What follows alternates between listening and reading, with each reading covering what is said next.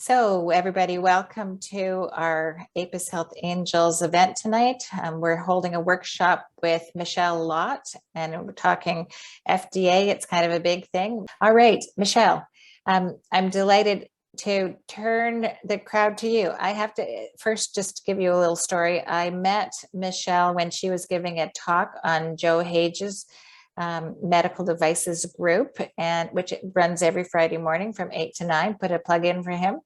And Michelle's talked a couple of times on that group and is in the premier. Is that what the name of it? Yes. Yeah.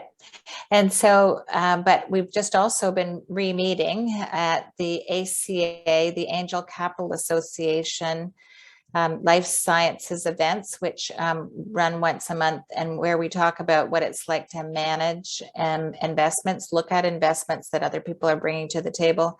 And in fact, that's where I met Jolene as well. So Michelle, I'll turn it to you. Okay. Thank you guys for having me. I appreciate being here. And I am a compatriot in that I am a member of the Desert Angels here in Tucson. So I participate, I've been a Desert Angel since May of 2018.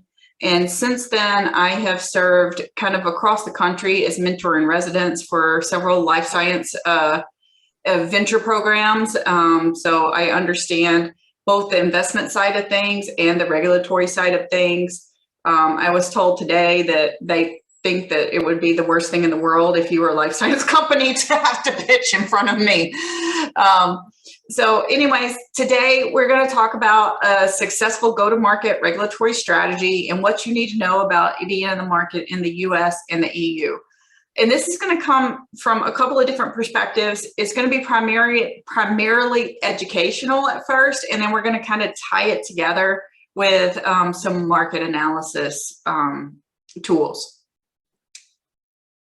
So I am Michelle. I'm the principal and founder of Lean REQA. I have been practicing in medical devices and life sciences for over 20 years. I served a 4-year term on the FDA Good Manufacturing Practices Advisory Committee. And I make a joke that I'm a master grief counselor because nobody likes regulations, and they go through all 5 stages of grief by the time they get to the point of acceptance, and that we can move on with the project and do the right things right. This is my C-suite. Nope, we skipped my C-suite. So I'm obviously a big dog fan, and we have a lot of fun around here with these 3 taskmasters. So today we're going to go through the FDA risk-based medical device classification. We're going to go through the 5 steps to market and bringing your product to market in the FDA.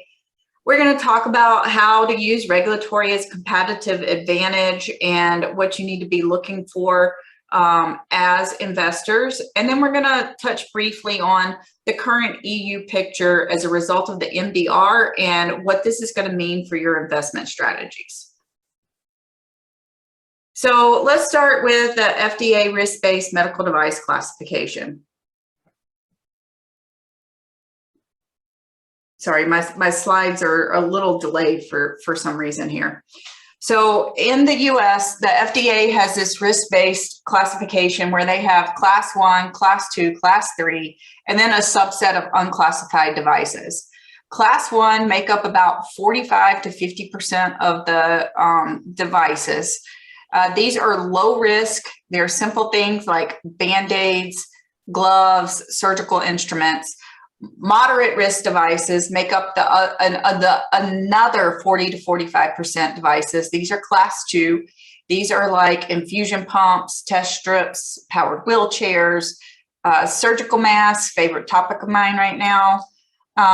Class 3 is about 5 to 10% of the market. Not a whole lot of products fall in this category. These are typically life-supporting, life-sustaining, and implantables. And then there's this weird little subset of unclassified devices that are largely pre-amendment, which means before the FDA started regulating these, and that they, for whatever reason, just didn't put them in one of these buckets. So what's important to know is that regardless of your classification, there is a subset of controls that applies to you. And this can be for a class 1. Generally, these are 510K exempt. There's a very small subset that are also GMP exempt. And then you start layering in controls. So for class 1, except for those that are GMP, well, all class 1 all devices, period, are subject to general controls. You just have some subsets that are GMP exempt. General controls apply to everything. Class 2 devices, you have special controls that apply that include a 510K, guidance documents, recognized consensus standards, but then there's a subset of the class 1 to class 2 devices that are exempt from the special controls or the 510K process specifically. For class 3 PMAs, again, those typically require what's called a pre-market approval. But there is a very small, last I checked, there was about 14 that didn't require a PMA, even though they were class 3, but they required a 510K. Generally, the unclassified devices require a 510K. So long story short, you really have to understand the combination of controls and exemptions and submission types and trial requirements to understand what's required for your product. And so looking at this graphic here, you can tell there is like this whole combination of requirements. I have had class 1 devices that thought that they had that they didn't have any requirements, only to get stuck in customs because they didn't fulfill the very minimum general controls that applied to them. Vice versa, I've had class 3 products that thought that they were going to have to do a PMA, and they were in that weird little subset where they were exempt from PMA and could do a 510K. So a common mistake I see startups make is thinking that even if they hit the exemption lottery, that they've won the jackpot. But even at that very basic level, you still have to do establishment registration, you have to do a device listing, and you have to have a very basic baby QMS that includes complaints and quality records, no matter what. And then it builds and the requirements increase from there. So next we'll cover the 5 steps to market. So in general, step number 1 is to define your product. So bear with me here. So the intended use, the way you define your product is the intended use. And this is the core concept that's at the basis of the FDA regulations. And you really need to have a whole picture of your product, not just the product itself, but how you're going to label it, your advertising materials, any oral or written statements that you plan on your salespeople making. And that's usually associated with implied or expressed claims. And then that will be defined in a codified code of regulations that's very specific to your product. And then a subset of your intended use is your indications for use. So you can kind of think your intended use is like an umbrella, and your indications fit kind of as a subset underneath that umbrella. So an example of an indication for use could be a targeted population, a duration of use, or an anatomical site. So this is an example. We have an intended use statement. So this is our umbrella. It's intended to provide interosseous access to patients when intravenous access is difficult or impossible to obtain. And then we have indications for use, or subsets of that intended use, that specify the location, the proximal or distal tibia, the humeral head, or the distal femur. And then we have specific populations. Not only are we for adult populations, but also pediatric patients. And we have a duration for use up to 24 hours. So it's really important to define not only your intended use, but your indications for use, as ultimately these can affect your product classification. So we've defined our product. We know our intended use, our indications for use. Our next step is to verify that our product is a medical device.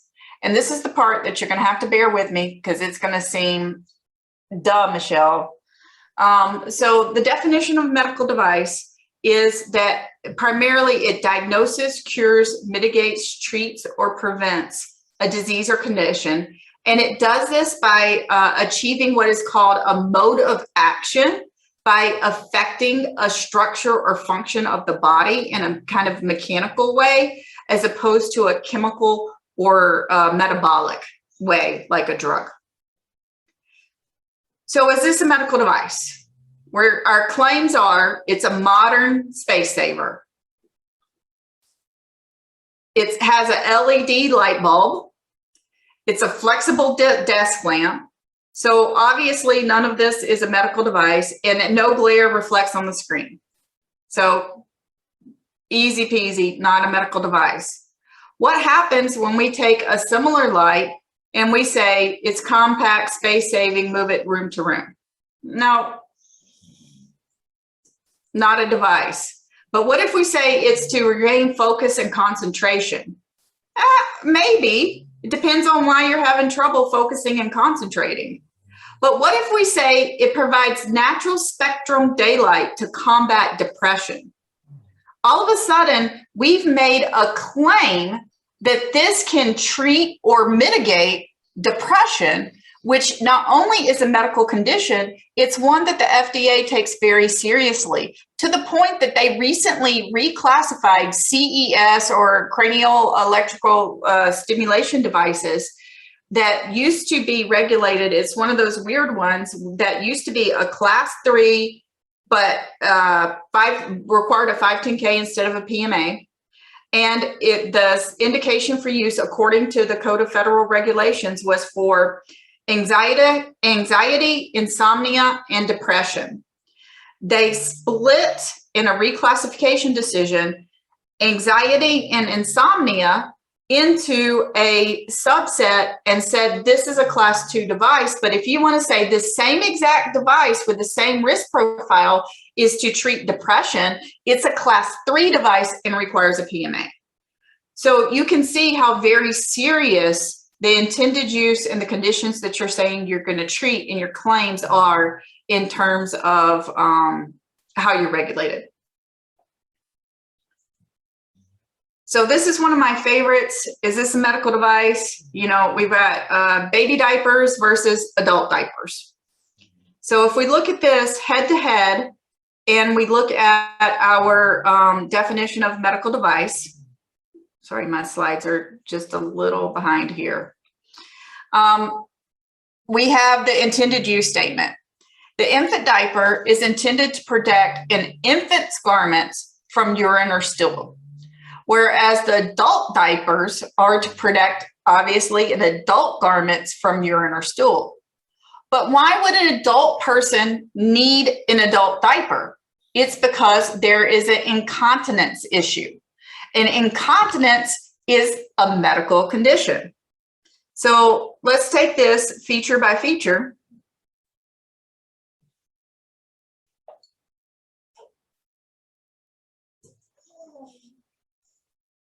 Sorry about that.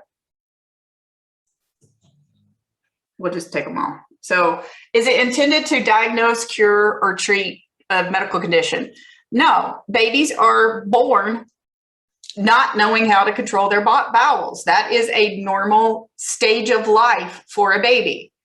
However, it's not a normal condition for an adult not be able to control their bowel or incontinent functions or continence functions.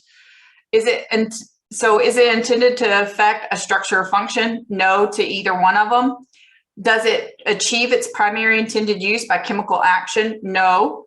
But at the end of the day, does one meet the definition of medical device and does the other not? So obviously, diapers, baby diapers, not a medical device. Adult diapers, yes, because it's intended to treat a medical condition. So moving on, how to determine your class and your pathway. My favorite is the FDA databases, particularly the product code classification database. But there's a myriad of FDA databases that you can look in to know how the FDA has defined the regulatory requirements for your particular intended use and your indications for use. One of my favorites is masks. If you just type mask in, you get over 20 results in the FDA databases, and having a very clear indication for use statement is critical to understanding which of the over 20 product codes applies to your device. This is just a smattering. If your claims are this is just a comfort mask, maybe like a dust cover, it is not a medical device. It's not regulated by the FDA at all. If you want to say this is a surgical mask, then there's a product code called FXX. Now, if we want to start adding features to this surgical mask, like saying it has antimicrobial agents, that's yet another product code. If we want to say it's for pediatrics or children, that's another product code. Or if we want to say this is a respirator, but not for medical purposes, that's not regulated by FDA. But if we want to say it's a respirator for medical purposes, we have another product code. So again, I'm going to sound like a broken record here throughout this presentation. Understanding your claims and intended uses can wildly impact how the FDA classifies your product and the testing that they want to see as well, or even if they regulate it at all. So similarly is the use for digital health. Sorry, I'm waiting on my slides to change. Can you guys, what do you see right now? Are you still on the mask? Yeah, we are. We're still on the mask. Yeah. Okay. There we're on Bruxin. Okay. So digital health is a fascinating area right now where, based on your claims and indications, you can fall in wildly different classifications. So here is a company, let's just call it Bruxy. It's a startup company that focuses on bruxism, which is a grinding or teeth clenching behavior. It can occur when you're awake or asleep, but it's typically a sleep-related movement disorder. So let's say this company, they've got a sensor while you're sleeping. They can tell if you're bruxing, and it has an app. There are two potential configurations for this product. One is for the user to just monitor their sleep health and know if they have been bruxing or not. But then there's another product configuration that's for the clinician to actually help diagnose the bruxism. So this is where the claims get into what I call choose your own adventure. So if we just want to say that this is for the user to monitor their sleep health and know if they're bruxing or not, and for their general awareness of their known condition. There's no prescription here. Lay use, it's general wellness. This means it's not regulated, or it's regulated under what FDA calls enforcement discretion. As long as they don't make any claims and they don't claim that that sensor provides that not only do they not claim, but that sensor actually does not provide biofeedback. So this is like taking a trip to your refrigerator, easy peasy. However, if they want to say that this sensor can provide biofeedback, it is for prescription use, for professional use, that the healthcare provider prescribes this, and then it's for biofeedback to this person that has bruxism. There's a particular product code that already exists called HCC, and this is one of those weird exemption categories where it is class 2, but is 510K exempt. So that's relatively a walk in the park. You still don't have to do a submission to the FDA, even though you have to go through design controls and a lot of other requirements. But what happens when the same product wants to say, hey, this is for we don't want to go through healthcare providers, so this is not for professional use, it's for lay use. And then not only is it a class 2 medical device, but they exceed the specific description of the exemptions in the way they want to market this product. And now it requires at least a 510K, maybe a de novo based off of their claims. So we've examined a little bit about how the classification, the pathway can vary widely based off of your intended use and claims. And then next, let's talk about, we've got to bite the bullet and develop valid scientific evidence. So this is what my joke of what R&D and quality typical conversations are. It's typically a dog or a cat fight. You really need to just cut it out, and you need to start developing your evidence. FDA is buying justifications and rationales less and less. You need to understand what preclinical testing is required, if you need side-to-side bench testing with a possible predicate, any performance standards, recognized consensus standards, animal, clinical, and last but not least, of increasing popularity with the FDA is usability or human factors that the users, particularly for home use devices, understand how to use your device properly. So now we're ready to go into our pre-market submission. So this can range anywhere from a walk in the park, which would be a class 1 exempt product, to a half marathon, which could require a 510K, to a marathon, which would be a de novo, to a PMA, which is basically like training for an Ironman. These are all orders of magnitude increasing in difficulty and the amount of time and effort that it takes to complete them.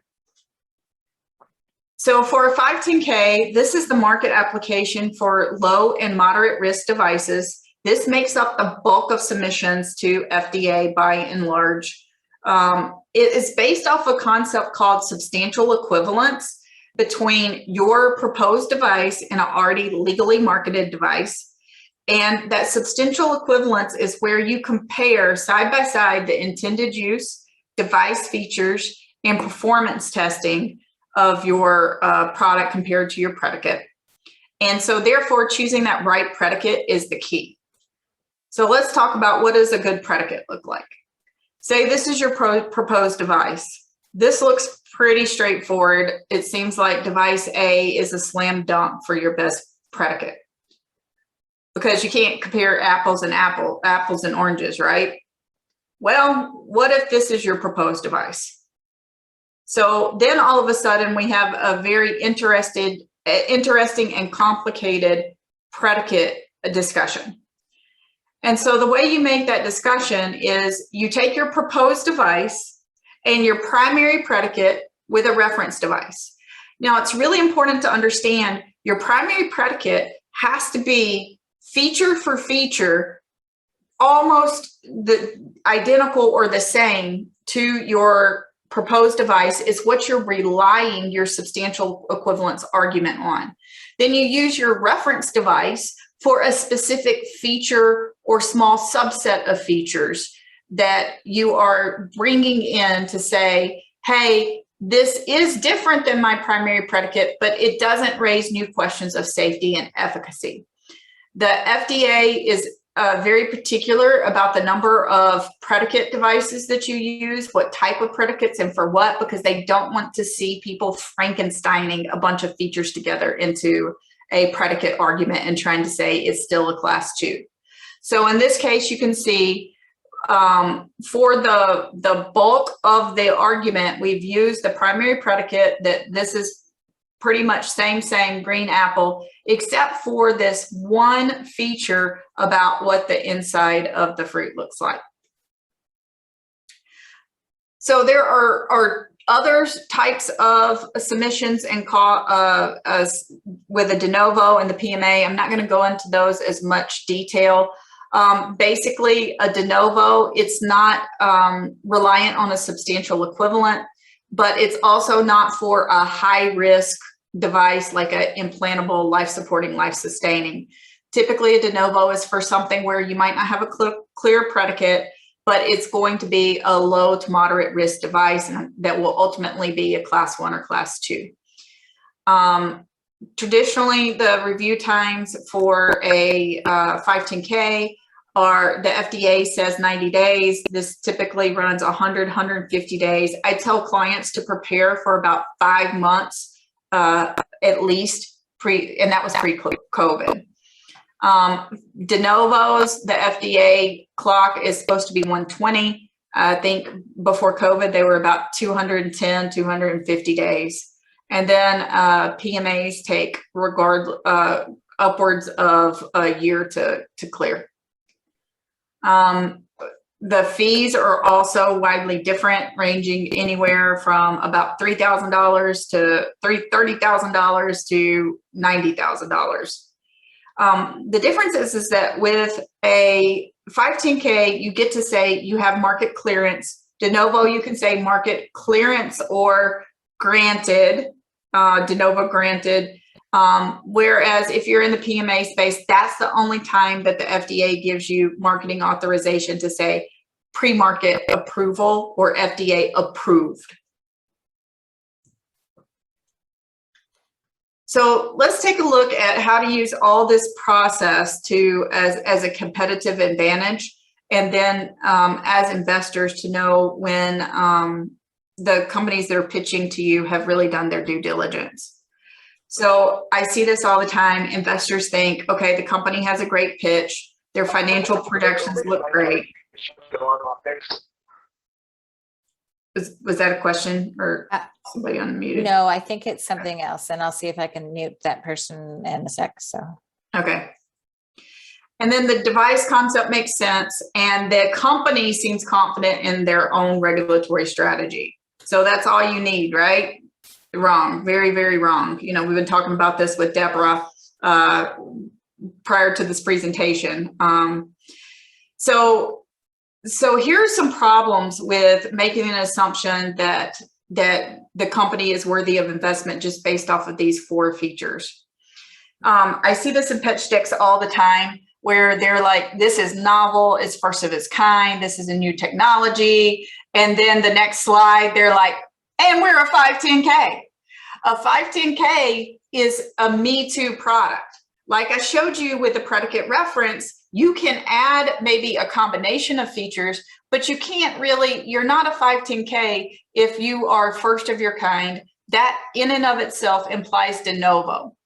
Also, you need to know that the FDA in submission will look at your website, and they will know if you're out there making these outlandish claims, saying you're new, novel, first of the kind, nothing else out there. And they'll be like, oh, you know what? I don't know if you're substantially equivalent because you're too new and novel. You're not a 510K.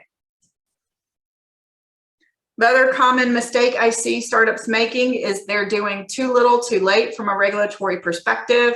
This is where a lot of people call me and they say, hey, Michelle, we need it now. We want you to write a 510K for us. And they call me at this late hour because they think it sounds expensive to do regulatory work, and they think it's a necessary evil.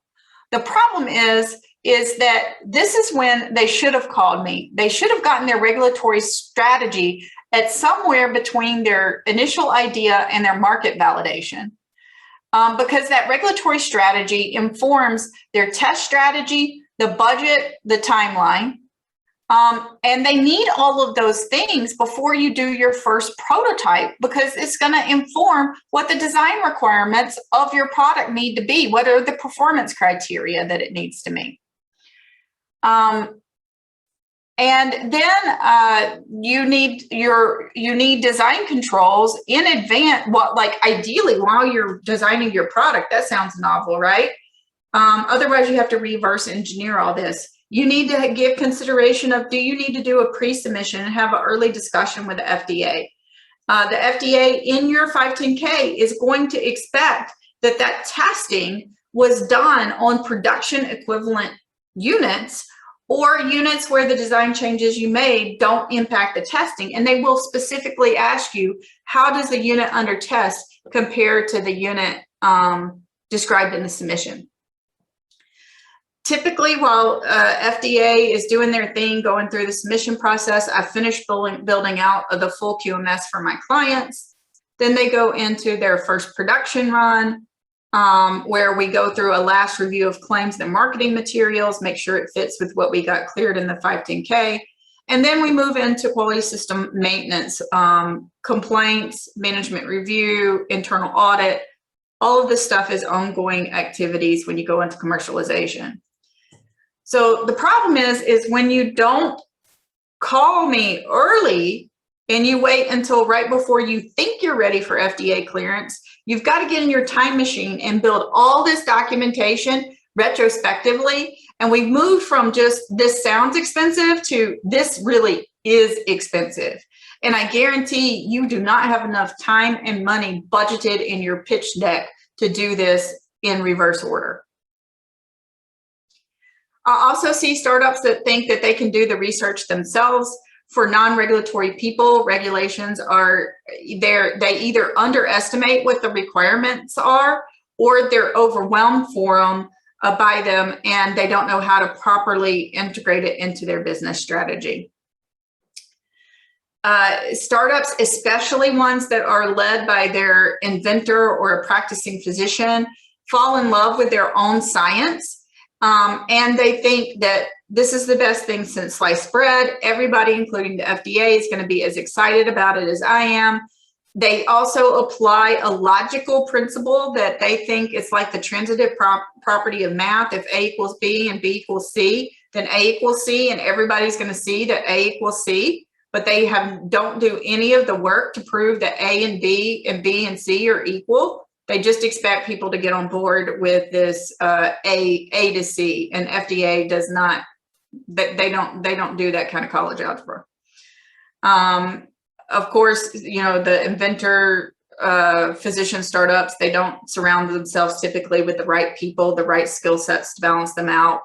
And then oftentimes, because they are in love with their own science, they can't make those hard decisions about a minimally viable product, compromising in the indications for use to get a product to market. So those are all some shortfalls. I also see people thinking, well, I have this product, but I have subcontracting it.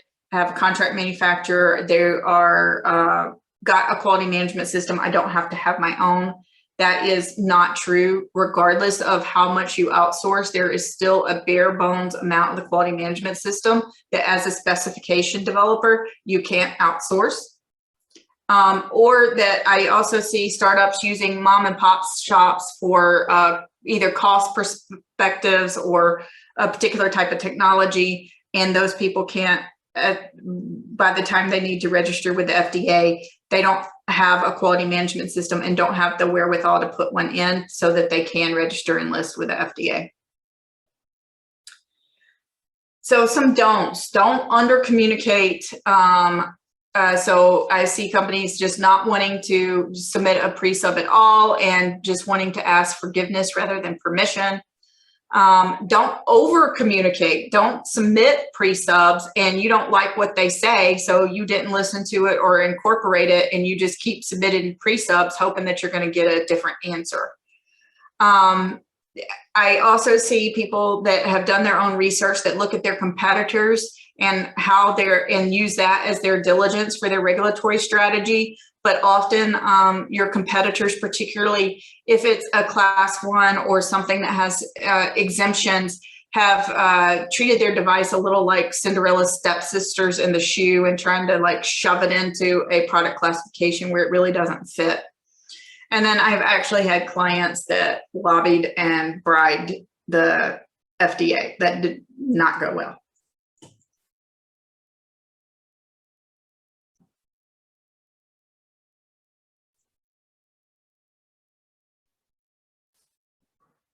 So classic winning strategies is, don't ask for forgiveness, ask for permission. Outside of COVID, I typically encourage my clients that have any kind of new and novel feature to do a pre-submission, start that dialogue with the FDA. The first time that you have that conversation with the FDA about your product, you don't want it to be in your actual submission. You want to find out what are their thoughts, what are their preferences, what do you need to prepare for in your submission.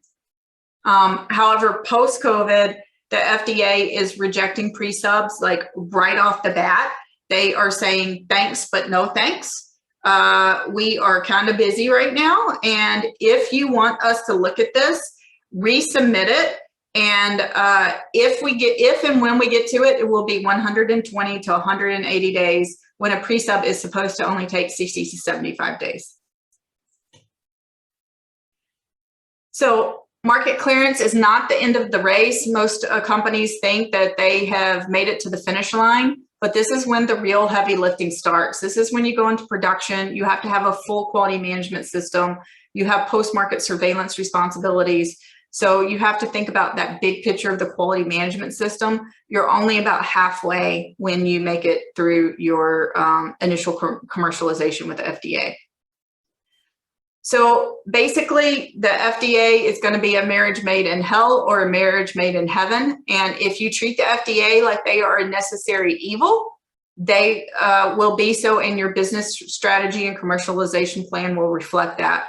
But you have chosen to make medical devices. You knew that they were governed by the FDA, and you need to treat them as a strategic partner and a part of your business plan and commercialization strategy.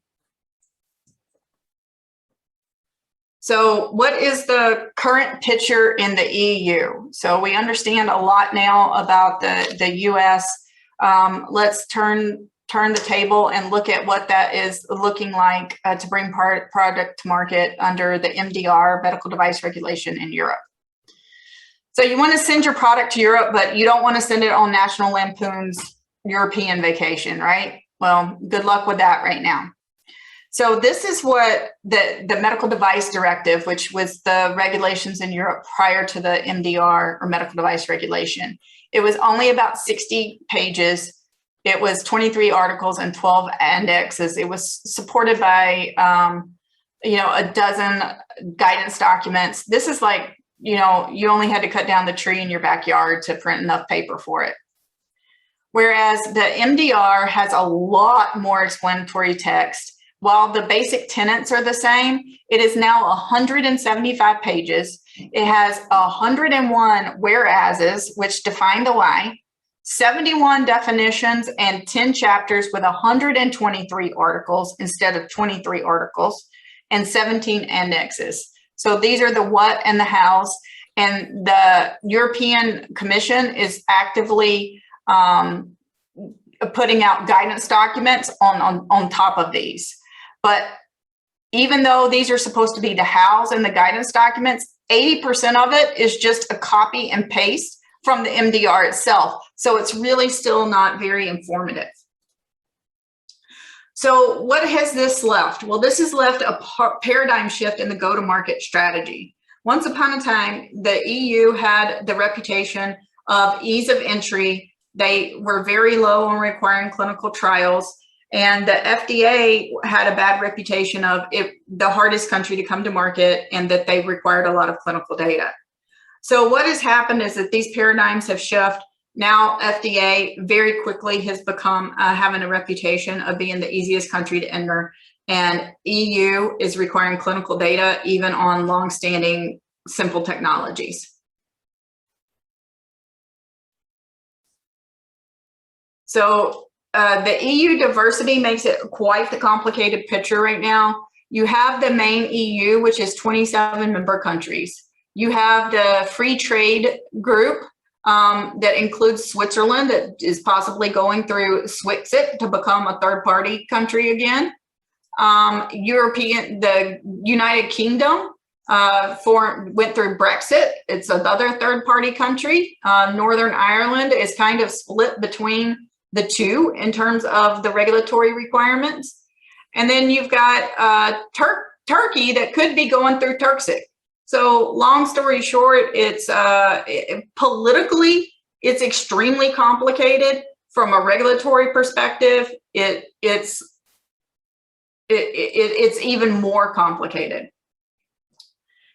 So we've got a lot that is lost in translation. So the MDR was originally negotiated and written in English and then translated into the 24 member state languages. So you've got a lot that is gone from language to language to language that is literally lost in translation about how these things are interpreted. And for some of us, it might as well have been written in Klingon. Some of us probably have a better chance of understanding that than what they meant with the MDR. I heard one of the notified bodies that was one of the earliest designated under MDR speak on this, and he said when they were going through their designation audit, they had 3 different auditors from 3 different competent authorities that spoke 3 different languages natively that got in a fight in English about what the interpretation of a particular article of MDR meant, because in their native languages, the way that they were translating the English in their head, it meant something different to all of them. So where does that leave industry if that's the experience that competent authorities are having and the difficulties that they're having with translation and interpretation, and what does it even mean? They might not have even written what they meant to say because they didn't know how to say it in English. I've also spoken with a notified body head that spoke 4 different languages that said, I can tell the way the queries are written what the native language of the person who wrote the query was because of the sentence structure. And so the way they wrote the question wasn't what they meant to ask, because he knew, oh, that person is a native French speaker. They really meant to ask the question this way. And it totally changed the response plan for the question. So extremely complicated right now. Like I said, some of us would be better off in Klingon. So for the other big difference is the governance structure. In the US, it's the FDA is the FDA. It's the only agency, you know, you're going to have to go through them regardless of bringing any type of medical product to market. Whereas in the EU, you have got what's called a notified body. And these are private parties that have been designated by the competent authorities, the European Commission, to review your technical documentation. Under MDR, when they grant you a CE mark, they now become legally responsible for your product and to defend it in front of the national competent authorities. Well, we've already talked about all the complex political situation in Europe. So these people, this one entity, the notified body, may end up going in front of 30 plus different competent authorities to defend your product should something go wrong or should somebody have a question.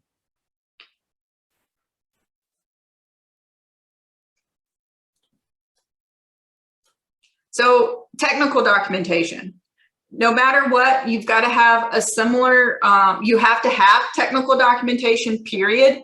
It's the only difference is if you're going to have to submit it to a notified body or not. So for the class 1 general products, no notified body is involved. This is still self-declared, but the documentation you have to have is orders of magnitude above and beyond what you have to have for the FDA, even if you just have to keep it on file. Then you have your class sterile, reusable, measuring. Notified bodies have to review those specific features.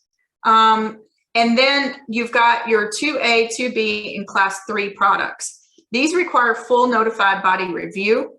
And the problem is that the class 3 product, the class 2A products are now coming under the same scrutiny as a class 3 under the MDR. And if you are a class 3, you're going to also have to go through a clinical consultation with the competent authorities for class 3 and class 2B active devices. So I just love this slide. It entertains me. So this little eye chart, the one on the left is what it takes to move through the FDA process. The timelines are a little off because of COVID, but this is the flow that you can expect. Yeah, you might need a drink or two, but you'll be celebrating at the end, and it's not a recurring circle of hell. You're not in Dante's Inferno here. You go through it unless you make a change. You don't have to go through it again. The one on the right is actually a real life notified body flow chart of what to expect from the time that you apply to the time you get your initial certification to your recertification process. And you can see this is quite a dizzying loop and cycle here, and you're going to need more than a drink or two to make it through the end, and with any kind of sanity. So that brings us to the need to do a market analysis to make a business case for if it even makes sense to come to market in the EU or not. And the way you do that is with a product portfolio rationalization. Obviously some people are going to say right off the bat, it's not worth it. Some are going to say, why bother? But what about those products where, okay, maybe it makes sense for some of these products? Well, then you have to have ways to forecast your revenue. If you have an existing product on the market, this is going to be pretty easy. You just look at your typical 5-year growth plan. What have you done in the past? What are your projections going forward? But if you don't have a product on the market, this gets increasingly complex. So you have to look at what are your competitors doing? What is the percentage of market share that you expect to take from your competitors? But what if you don't have competitors and this is something new or novel? Well, then you have to look at clinical data like adverse events. What is the unmet need? And you start projecting or creating hypothesis. And it really is a hypothesis about a model to get revenue. You don't really have anything tangible to base it on.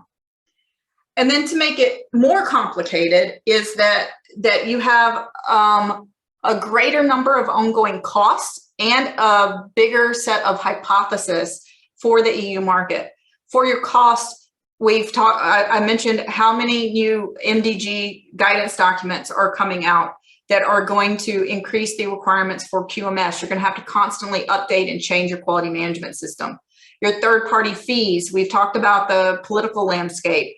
As it stands right now, you're going to have a UK authorized representative, a European authorized representative, a Swiss authorized representative. You're going to have a notified body. It's just this endless third-party fees. Anytime a technical standard gets updated, you're going to have to increase your testing, right? Justifications, label updates, translations, and ongoing maintenance. So the costs are considerable to get on market and stay on market in the EU. It's not a one and done. Then your hypothesis, year one, at best, you can think that you're going to get 0.5% of the market share. But in the EU, it's a tender-based market. And so depending on when you make it all the way through this process and you get your certificate, what are you going to do if all the healthcare systems have come off their tender cycles and you've missed a 3-year window to get into a healthcare sector, a particular a facility or chain that you wanted to be in Europe? You're going to have to wait 3 more years. Well, guess what? In 3 years, your certificate's going to be expired again, and you've got to go through all that rigmarole to get your certificate reissued and hopefully be eligible for the tender when it reopens.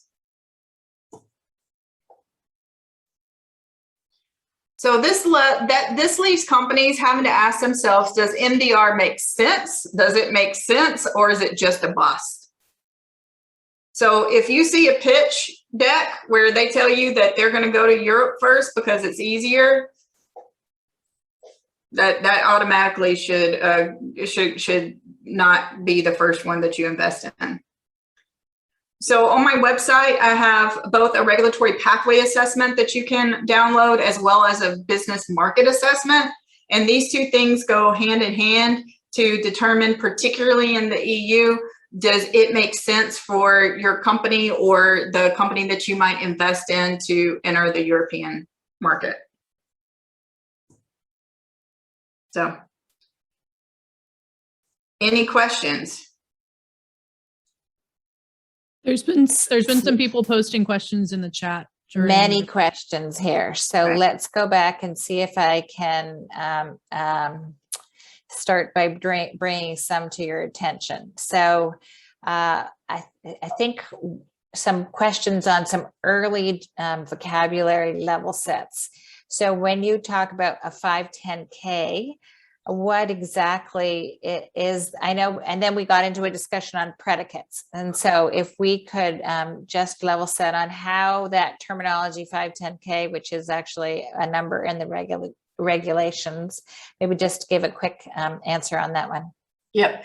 So like Elizabeth said, 510K comes out, it's a number of the Code of Federal Regulations that describes pre-market notifications, which is the most common type of submission for the FDA for Class 2 and some Class 1 devices. And unlike the pre-market approval, it relies on that substantial equivalence or same kind of argument rather than standalone safety and efficacy data.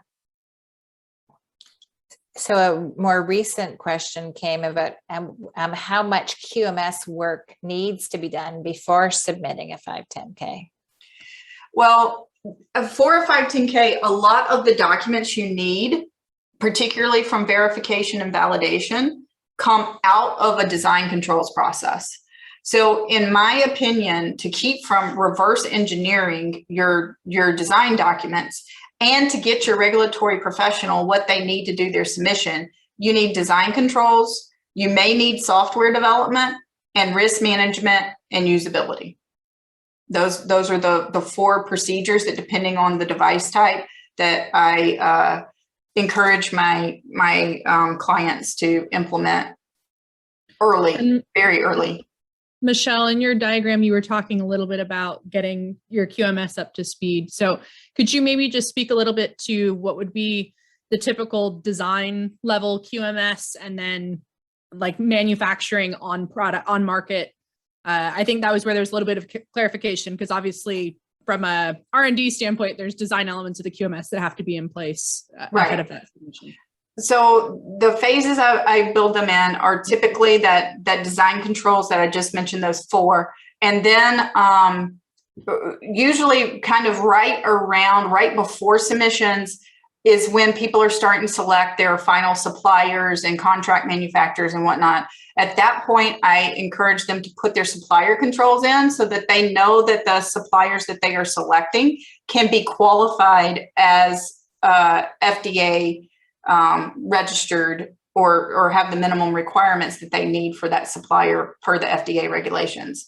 And then when we go into commercialization, then I actually, while the FDA is reviewing the product, so we don't lose time to commercialization, is when I start building out the post-market complaints, internal audits, management review, the rest of the kind of administrative infrastructure that needs to be in place.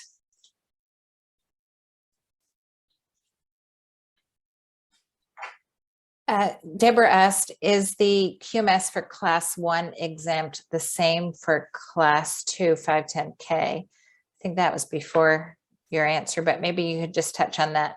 So Class 1, if you're not GMP exempt, the only element of the quality management system that you don't have to have in place is design controls, provided that you're not one of the 5 or 6 products that require a 510K.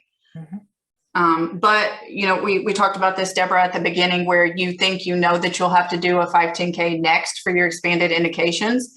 It may make sense for you to go ahead and put design controls in now while you are designing, and then that way you don't have to redo it, you know. Yeah, thanks for clarifying that. So design controls is quite a bit of effort, though. So that's quite an important business strategic decision to make. Yes.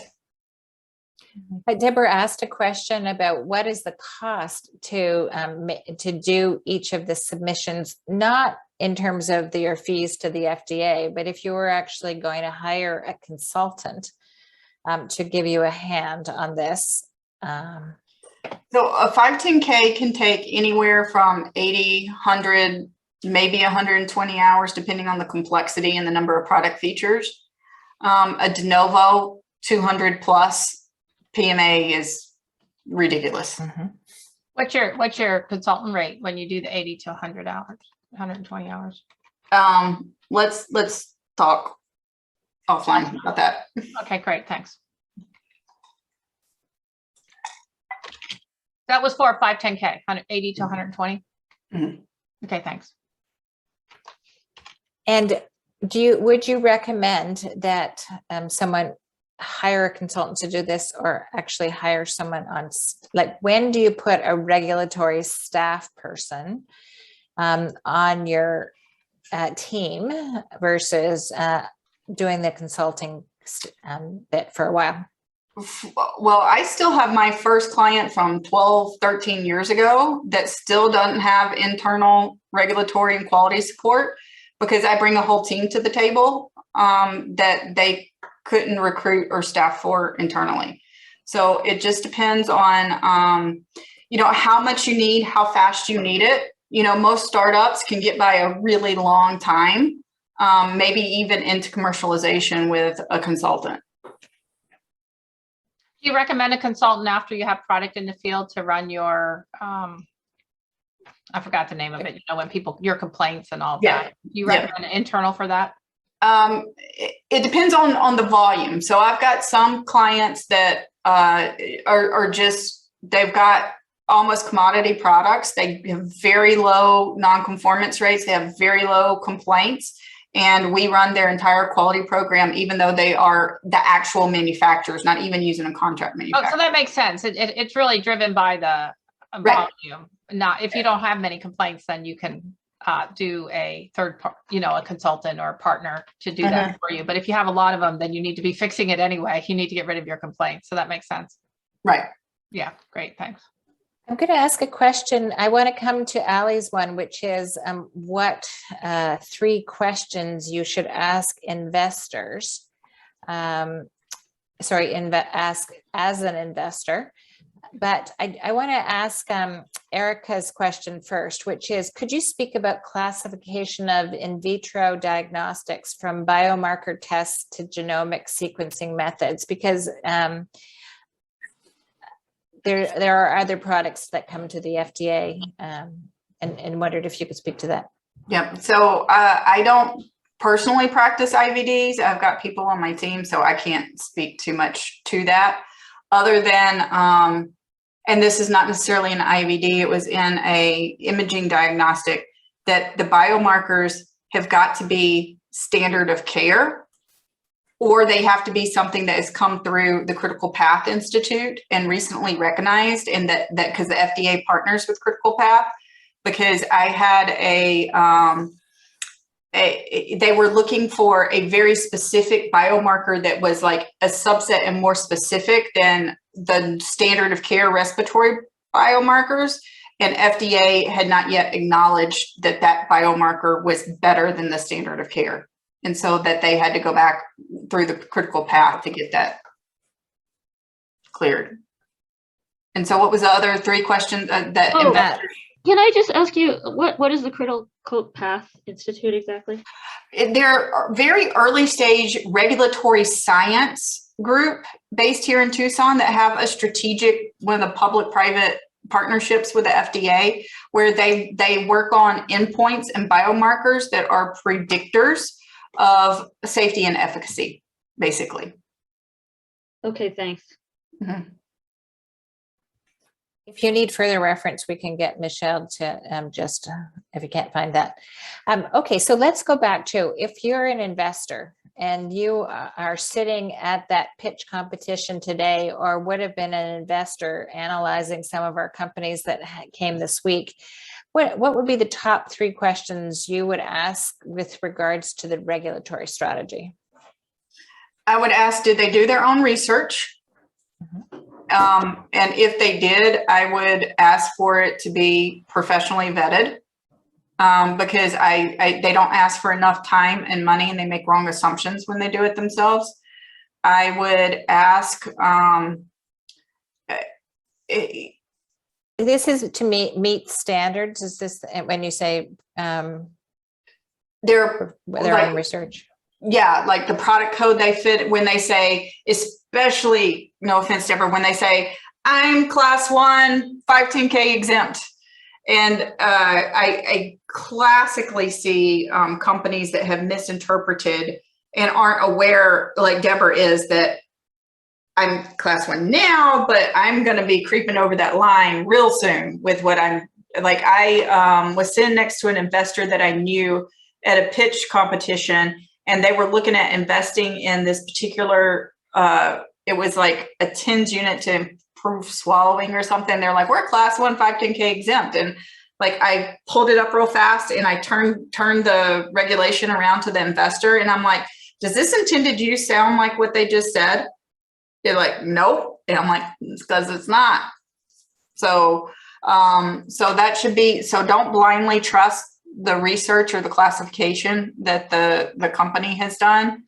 Or for example, when they say, I'm going to be a 510K, and you go, well, what's your predicate? And they go, oh, what is a predicate? Yeah. Yeah. Or like, I'm totally new and novel, but I'm going to be a 510K. Just be super aware of the consistency in the messaging. And if the client, when you, or the pitcher, when you, the company is self-aware when you ask these specific questions, when your red flags are going off, if they're self-aware and if they can course correct or clarify. Because I had that happen today too. Like several, when I started asking real specific questions, they got articulate real fast. But they didn't have to be in their pitch. It was just when like a red flag hit for me, I asked a question, but they were prepared for it. And so it lowered my flags. So that's 2. What's the third one?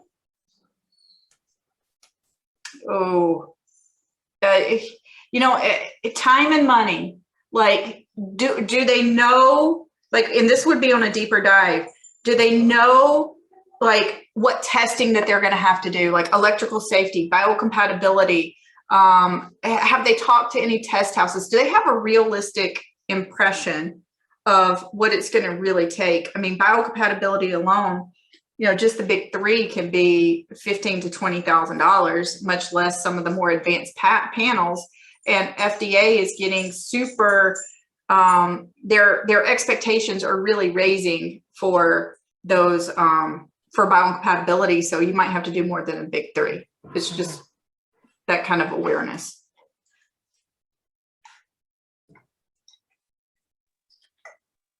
Okay. So, to put some nuance on that, Michelle is saying they're in their pitch, they do their 3-minute or 5 or 10-minute pitch, and they say we're 510K, and everybody swallows that, and that's okay. And the question that people are trying to ask is to decide, should we take them into due diligence, or should we send them back to remediation, right? And so when they don't know their predicate and they say 510K, that's a clear indicator. Are there other indicators that sort of indicate that they haven't done it and haven't done the homework? And I suspect that down underneath, there's a financial projection that's just utterly wrong. Is there a question about the financials that you should be asking that would flag whether they go back for remediation or go on to due diligence?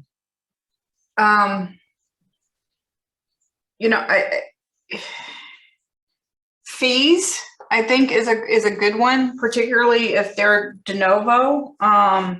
A timeline.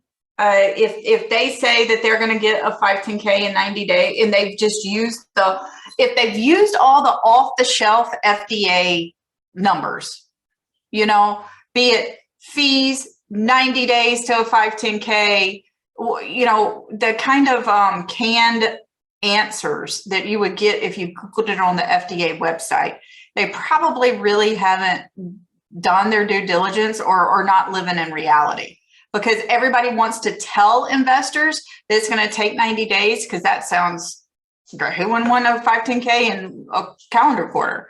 But that's not reality. So if they're just telling you something to get money, that it's just a bad scenario as opposed to being real. And so I can't tell you how many clients have come to me And we have to submit this 510K, even if it's crap, even if my testing's not finished, because I made a commitment to my investor. And ironically, it seems to be more important to some investors to just get it done than get it done with a high likelihood of success. I mean, to the point that people won't delay things for a week or two. It's bizarre to me. So Michelle, along those same lines, in a consulting role, had the same kind of conversation, right? Where somebody hasn't, so if you haven't started design controls, but you think you're submitting to the FDA in 3 months, that you don't understand what that process looks like. Or if I say, do you have external testing and internal testing both in your budget? Because not everything can be sent out of house. And if they look at you confused, they probably don't understand what's involved in that. So without actually necessarily knowing, should this be 20K or should it be 30K, right? Like most investors aren't going to know that. It's going to vary by product. But if you can simply ask about where they are in the process, and if it's clear that they don't understand what those next phases are going to be. So do you have a QMS? Do you have a plan for testing? And just even them being able to speak to that can give If you a pretty they good ask, what are design controls? That's fine. Yeah, they're definitely not submitting within 6 months, right? And it doesn't mean they're still not a great company, but you have to have a realistic expectation of, where they are in the process. Yeah, to totally agree with both Michelle and Caitlin. And the one thing I would add, in addition to asking about the regulatory and the FDA, is to ask them what standards they need to meet for the product. Standards generally can cost a couple $100s to get. And so I've seen companies say, yeah, we're going to meet this whole long list of standards, or they don't even know which standards they need to meet. And they haven't actually looked at the standard yet to know what those requirements are. So if they say, I don't know which standards I need to meet, that's an indication their plan isn't complete. And they haven't had a regulatory pathway assessment early on, because that's when I do a regulatory pathway assessment, I at least list out all of the recognized consensus standards, all of the guidance documents, like the horizontal standards, if you're sterile, if you're, depending on your product features, there's so much you can know just by understanding your product classification without even having a detailed product design, that there's really no excuse for the ambiguity that I see in a lot of pitch decks. So one of the Michelle, things that this is Jolene. I just wanted to make a comment. So we lean very heavily on team. Who are their outside advisors? Do they have an advisor like you or someone else on this call, or have they got experience in this process? So if they don't, we would ensure that they received an advisor who could help them through the process before we would even consider writing even the smallest of checks. Mm-hmm. Have they had conversations with FDA? Like, has FDA validated anything that they said? Like one of the pitches I saw today that said, well, we went and did a trial in Australia and we're going to use that data in the US. And I'm like, did you talk about that with the FDA? No, but we have good reason to believe that, that is OUS data is for sure a conversation before you go and tell a bunch of investors that we're not going to have to do another trial because the FDA is going to accept my Australian data. I have a quick question on RFDs and pre-RFDs. Are they still doing those? You mentioned they weren't doing pre-subs. Are they still doing RFDs and pre-RFDs? They are technically still doing everything. You just have to resubmit and wait. Okay. And they're like, if you want to go through, if you want an answer that bad that you're willing to go through the submission process all over again and then wait it out for longer than it's going to take us to just do a 510K, then. So they're accepting them. It's just all the timing is off. Right. Okay. But they're going to deny it at first. You're going to get a form letter that says, no, thank you, resubmit this, and then wait. Oh, really? They're rejecting them and then you have to submit them again. Yes. Okay, Yes. Thank you. I appreciate the reality of what's going on. That's the part that's hard to get. So thank you. Okay, Michelle, there were some questions earlier on about biofeedback. And from the digital health side, so slide 36, where you were comparing a general wellness to a class 2 510K biofeedback. Could you explain for people who aren't familiar with that term, what makes something biofeedback versus general wellness, and kind of what the difference would be between those type of products? Yep. So in this particular application on the slide, that headband that I showed that monitored the whether you were bruxing or not, it also had a sensor that could not only monitor, but then it could stimulate and very slightly, not enough to wake you up, but it would provide a biofeedback signal to where your body felt it and would stop bruxing. So it like the biofeedback kind of helps train your body to not do whatever the sensor is sensing. They have these for people who have trouble swallowing, where they have got like little sensors that can kind of vibrate or send some sort of signal and help encourage the swallowing motion. I'm trying to think of some other, but it's basically some sort of signal that to your body that helps it train or stop or start doing a behavior. And interestingly enough, that product code, that's HCC, it's not for any particular condition. It's about biofeedback in general. One of the things that I would like to just discuss is we've been talking a little bit about how some of this can be difficult. We're bringing people who are interested in supporting new company development, and part of our education is to educate both companies and investors on the things that need to be required. As part of our due diligence, we're asking these in our coffee meetings with the company founders. We're asking them with talking to our other investors, so we understand what their perception is of how difficult this may or may not be to bring to market. Can you talk a little bit about should one invest in life sciences and support these entrepreneurs who are bringing things to market? I'd like to hear the flip side about what are the advantages of working with companies who are coming along? Well, for me, not just as an investor, but working in this space, I feel like I'm making a difference. I feel like I'm making a difference in patient lives. I feel like I'm making a difference in practicing physicians, making their lives easier. And so, software, tech, all that stuff, that's great. It makes you money, but is it like, how much is it really contributing to society and the greater good or people's well-being? So to me, that's a big underpinning for it. But then also, the exits are really good if you can wait it out. So the money's good here too. You just have to ask a different set of questions and have a different set of savviness as an investor, as opposed to some of those other spaces. Michelle, can you talk about we talk a lot about the barriers and challenges associated with getting FDA clearance or approval, but then the inverse is that functions as a moat in some cases. Once somebody has that, right, then for a competitor to come alongside.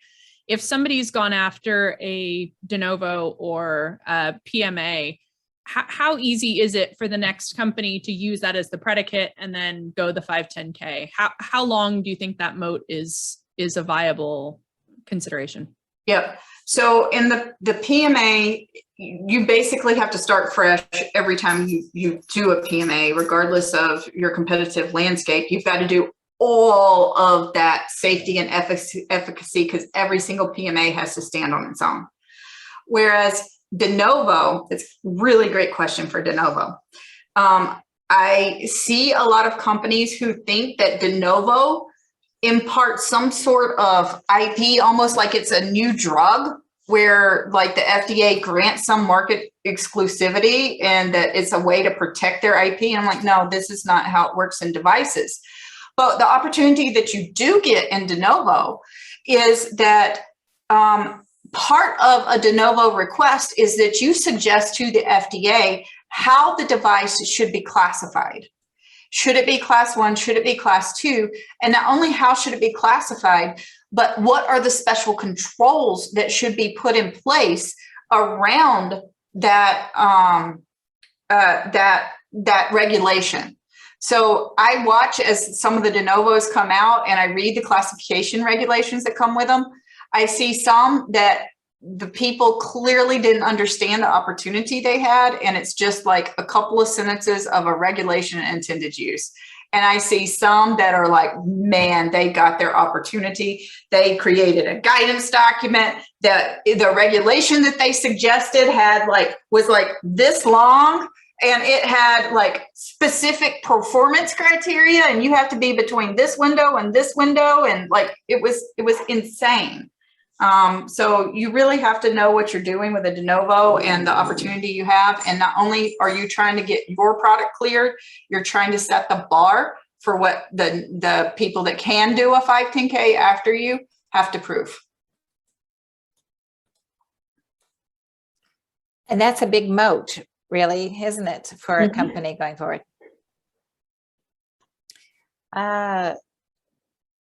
Jolene jumped in on saying that life sciences companies have had a healthy return. And I said we just wanted to reinforce that some of our SAC companies have actually had that, including a very hot off the press, our SAC 13 company, which was Alertive, which is a digital health company. Ken, that would be of interest to you. And Jolene's just saying our first investment into a life sciences company is projected to have an IPO next year. So, however, that was 10 years ago that we first were introduced. So it's not a quick turnaround, but significant IP portfolio and a lot of non-dilutive funding, which made it very attractive from the beginning, as well as a very experienced team. And to me, because they were trying to solve autoimmune disease was one of their first indicators. That to me had a emotional tug, because I had a number of friends who suffered from MS. So right back to my point, you feel like you made a difference. yeah. So you did raise one thing that is more unique about the health companies in terms of having access to some of the non-diluted funding. And we're going to have the NIH, Chris Silasella and Stephen Flom come and talk in a couple of weeks' time about what the NIH is doing to support small business initiatives and how investors can feel more comfortable, because companies that actually have received the non-diluted NIH money have actually had another stream of professional expert due diligence that has validated their product and their market space as part of the process for receiving funding. And so keep an eye on that for soon. So I would like to open it up for some folks who haven't asked a question and have something that they'd like to have addressed.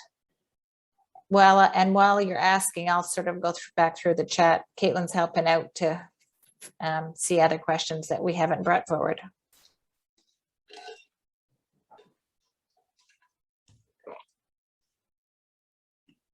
I would just like to ask Michelle how the changing of the guard at NIH, how she believes that will affect the timelines for NIH and the flow. So at NIH, or you mean FDA? Because I think it's do you? Yes, no, because I guess we were talking about NIH, and I was thinking we now have a new replacement that will be coming forward for Dr. Francis Collins, and wondered how that will affect NIH. That's a good question. I think it's really hard to predict because they are so far behind. So far behind. I don't know that just a changing of the guard is going to be of much help. And it's not just a resource issue. They've hired so many resources. They're so new. They're making bad decisions. They're untrained. It's like, it's just chaos right now. Like Can you clarify the behind in what way? the FDA is literally Oh, the FDA, I backlogged. thought you were Yeah, talking NIH. yeah, no, The they're just FDA is behind. That they're I just understand. inundated, and they have people right out of master's or PhD programs that have never worked in industry, that have no practical experience, that like you, even before COVID, I would be going through reviews and I knew they would tell you, okay, this is my first review, because they disclose it. I could tell that they were getting guidance, like training in a particular guidance document that week, because everybody would come back and be like asking the most bizarre questions, like MRI compatibility on a silicone G tube. It's like, why are we asking this all of a sudden? It's like, oh, that was on your training roster for the week. Okay. One thing that was brought up at the beginning was questions around what is general controls, what is special controls. Can you just explain what do those terms generally mean for people who aren't familiar with them? Right. So general controls is the basic set of controls that apply to all medical devices, regardless of your classification.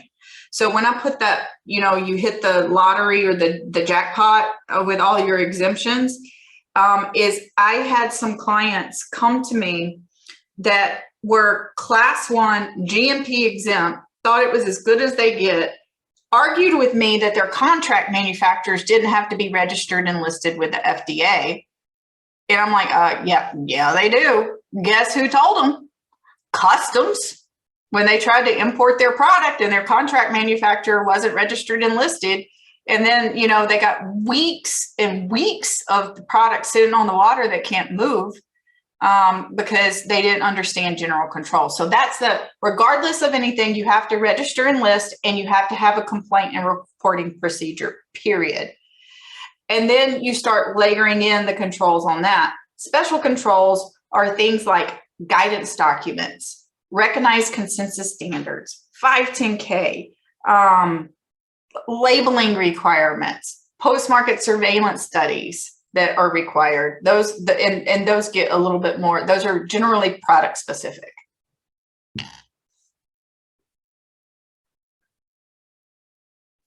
And those guidance documents are on the FDA. We can actually send you out. There are multiple databases, as Michelle identified. If you're a new company and you're trying to figure out what problems have other companies that are making a product similar to yours have encountered, you can go into the MAUD database and see what the medical reporting of complaints and concerns have, and that will actually allow you a little bit to understand what maybe strategic features you might want to fix, or things that the FDA will be particularly looking at that you've spent some time talking about how that's not going to be a problem for your company.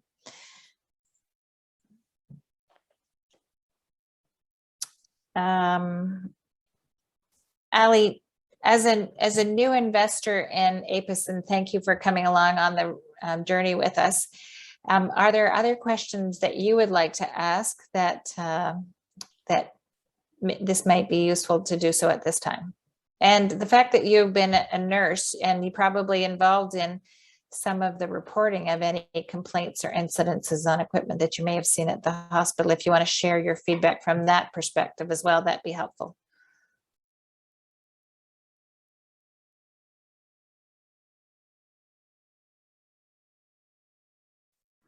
Sorry, I'm still here. No other questions right now. The FDA clearance process is completely new to me, so this has been really informative. I'm excited to learn how these devices actually come to market. One of the things that we are suggesting that we do is take a couple of our companies that are coming to market and just highlight what kind of process that they are doing. And that might give a real-time example of a company that's actually proceeding through that, that you might understand a little bit more. Yeah, that sounds great. And that happened a little bit in the pitches that Body Guide and Brain Space, not to pick on you two, but highlighted. And when Ken was doing his pitch a couple of years ago about whether or not he actually needed to go through the same kind of strategies. So I think we might let Michelle off the hot seat in terms of questions. I'd like you to stay on for a bit because you're going to know who our next speaker is. So next week we're going to be talking about, and Michelle's put her LinkedIn profile in here so that people should feel free to reach out if you've got specific questions that you would like to address afterwards. And she's been great about any calls we have had. I just was on a presentation with my WIN mentors today for my company, and there was a question about, do you really think it's going to be 10 years before you bring something to market? And so we were able to answer some questions about what gateways we actually had. So it's helpful to have this advice. There's a couple of new messages here. Oh, good. Thanks very much. Great slides, lots of content. And someone said, you've been really great, Michelle. And I said, yes, I love my smart friends. Anyways, we're going to have another smart friend come next week. We'll have a workshop talking about company valuations. So when you apply to be a company in APIS Health Angels or in SAC, you must actually fill out a guest profile. There are multiple ways of actually putting your company data into a database system that reviewers can review. Crunchbase is another one. And yeah, we're using Gust because it actually is simple and easy for people to use. We have a history of all our previous SAC companies in the Gust profile, and people can go in and review the information about the companies. So we actually are doing company valuations, because when you fill out a Gust profile, you need to set the value of your company pre-money. And so how do you actually set your valuation? Do you know by the stage of your company, by the product that you want to go to, whether or not it's a pharma product or a biologics product or a medical device product? And if it's a medical device, is it de novo, totally novel, or is it going to compare itself to something else? So each of these are factors that help you in your valuation. And so Angel Co is another Gust thing. John, I'm following the chat here. He's helping to augment the discussion here. Anyways, so Dave Giraco, who actually has done a lot of work on talking about valuations in life sciences and other companies, is actually going to be giving us a presentation on what are the things that you must consider. So we don't really I love him. He's great. Yeah, I want to come. Come. Yeah. Next Thursday, same time, 5 to 7. Actually, it's the same station, but you should make sure that you check the Zoom link to be sure, but it's the same Zoom link for all of our events. Anyways, so he's going to talk about when you fill out your Gust profile and you pick that number out of the hat, telling somebody on what basis you actually made the decision. So if you've got a really good regulatory strategy, then your evaluation can be a little higher because you're more confident that your company will actually come to anything. So there is a natural link between these discussions. So that'll be next week when you and so you can sign up, follow us on Mossy Ventures on the Eventbrite, and that will tell you when our new events are being held, and it will be the place to register. And if I continue to have people's permission, then I'll just also send a calendar invite to the ones who have let me know that that's okay, which actually gives you a little bit of an advance notice that it's on your calendar.